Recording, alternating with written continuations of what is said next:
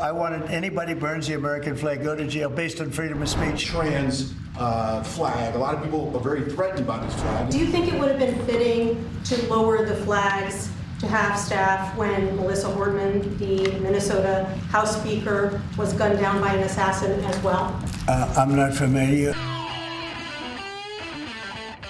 Let's get into a couple clips of Donald Trump at the Oval Office answering questions, speaking with reporters, discussing everything under the sun from this week. So if you can, take a moment, smash that like button. It lets us know you enjoy the content, gives us a boost in the algorithm, and it's free. And let's get right to the discussion with our fact checks that are very much needed, ready to go. In retrospect, given all of the moving ways that this White House has paid tribute to Charlie Kirk, Right. do you think it would have been fitting to lower the flags to half-staff when Melissa Hortman, the Minnesota House Speaker, was gunned down by an assassin as well? I'm not familiar. And there it is. Trump, who conveniently had nothing to say about the Evergreen High School shooting either from the same day Charlie Kirk was shot, but did a whole video speech for Charlie Kirk, doesn't even know the name of the Democrat who was shot and killed. Despite claiming to know that the right doesn't do political violence and it's all the left, but he doesn't know one of the most substantial acts of political violence from the right this year. And it's only a problem from the left, though, guys. Trust him. The truth is,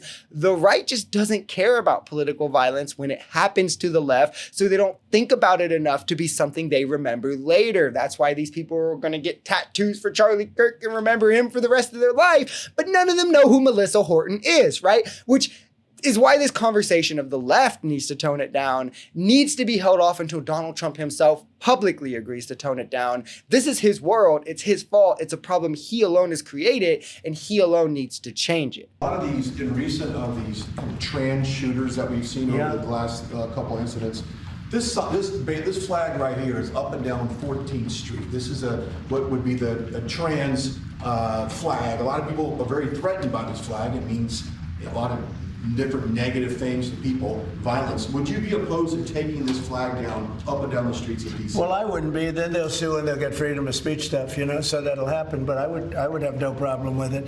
I will say, and Steve might just mention this, Todd, you might mention it too, because we're putting out an order. Freedom of speech means you can burn the American flag, which I think is horrible. But I noticed something over the last little while. As you do this, you start noticing things that you wouldn't normally think. It really causes unrest and violence when they burn American flag. So the American flag, I wanted anybody burns the American flag go to jail based on freedom of speech. Okay, there's so much here. Obviously, the trans shooter thing is a myth. This is a rarity. These weirdos try to push every time so they can then hyperfixate on any one case and pretend it's a problem. Obviously, most shooters aren't trans. Most shooters are straight white males. Are we going to say that we should all be afraid of straight white males? Well, no, because all the straight white males freak out when we say that. But they were trying to say that Charlie Kirk's shooter was trans.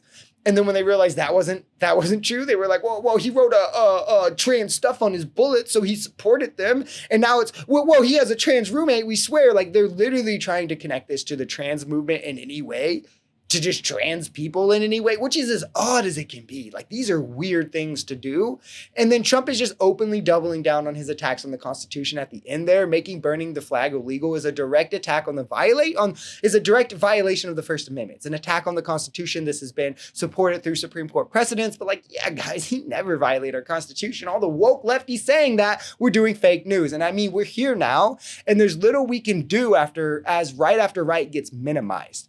Thanks a lot for that one, MAGA. How will you send the National Guard into Chicago without the cooperation of the governor and the mayor? Well, if they do cooperate, that's good. If they don't, it's not going to matter to us at all. You know who wants to help us? Police department. They have no respect for the governor.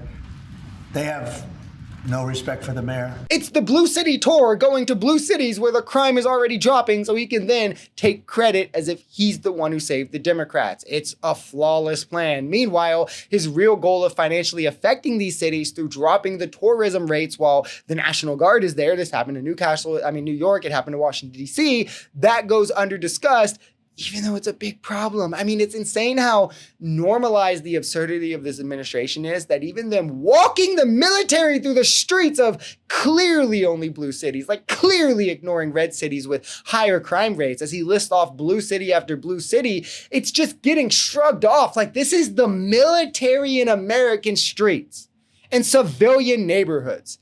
This is insane. the left isn't even covering it as much as we should as a unit anymore. And it's just like, well, this is it. Like, this is Nazi Germany level stuff. Instead of being targeted for our ethnicity or religion, we're being targeted for our political leanings. And I don't see an end in sight.